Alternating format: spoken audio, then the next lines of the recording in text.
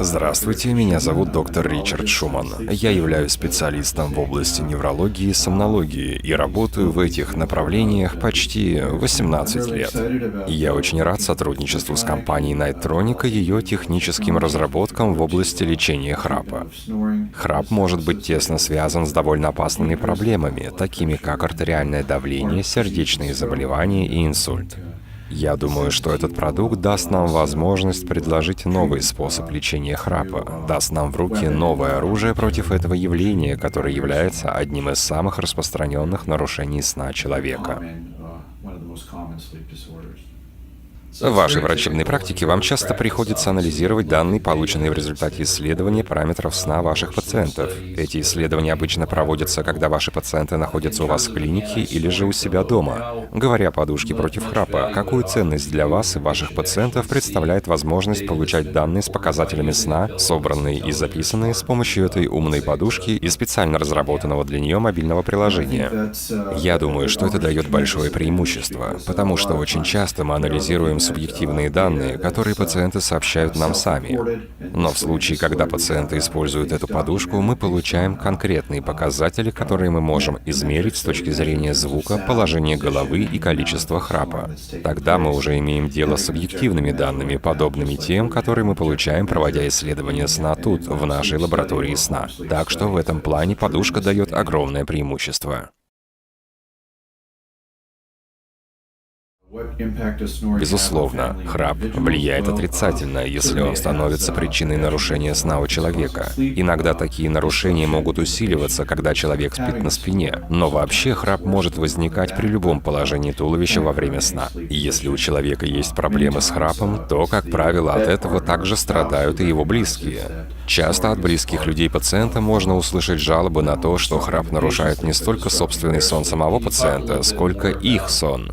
Можете ли вы немного рассказать о том, что происходит с отношениями в семье, когда кто-то из супругов имеет проблемы с храпом? Например, если супругам в конце концов приходится спать в разных комнатах, какое влияние храп оказывает на взаимоотношения между ними? Безусловно, храп влияет на жизнь людей и их близких. Очень часто это приводит к тому, что пациент вынужден спать в другой комнате или на диване, что в свою очередь является неоптимальной средой для сна. Тот факт, что храп не совсем серьезно воспринимается в обществе и его лечению уделяется недостаточно внимания, является неправильным восприятием этого недуга, и мы должны информировать людей о связанных с ним рисках. Также храп может быть связан с такими серьезными заболеваниями, как болезни сердца, гипертония и даже инсульт. В клинике под вашим руководством часто приходят пациенты по направлению от врачей-терапевтов из других клиник. Какой процент среди наблюдаемых вами пациентов составляют люди, которые просто страдают от храпа, и какая часть из них страдает от синдрома остановок дыхания во сне? Я бы сказал, что от 25% до трети пациентов страдают от простого храпа, хотя и этого уже может быть достаточно, чтобы привести к дефициту или нарушению сна. Как храп, так и синдром остановок дыхания во сне могут заставлять человека просыпаться в течение ночи, что в обоих случаях прерывает сон и ведет к менее эффективному и менее спокойному ночному отдыху.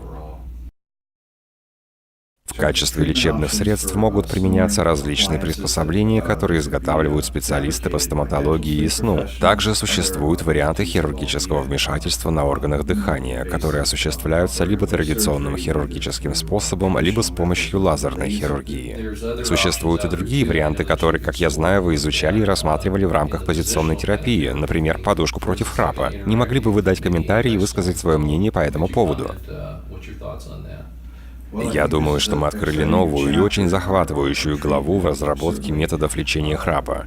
Конечно, чаще всего симптоматика храпа проявляется в зависимости от положения туловища, позы человека, и благодаря такому решению, как умная подушка, мы получили возможность напрямую воздействовать на ширину верхних дыхательных путей и положение челюсти пациента. И мы при этом можем отслеживать все, что происходит, в привязке ко времени даже на таких коротких промежутках, как интервалы между вдохами и выдохами пациентов.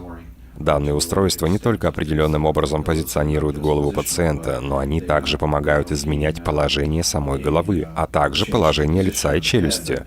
И я думаю, что все эти возможности вместе являются большим шагом вперед в деле поиска решения для проблем, связанных с храпом. Я очень рад тому, что участвую в этом процессе и имею возможность помогать в исследовании областей развития технологий, в которых позволило бы привести к улучшению качества сна.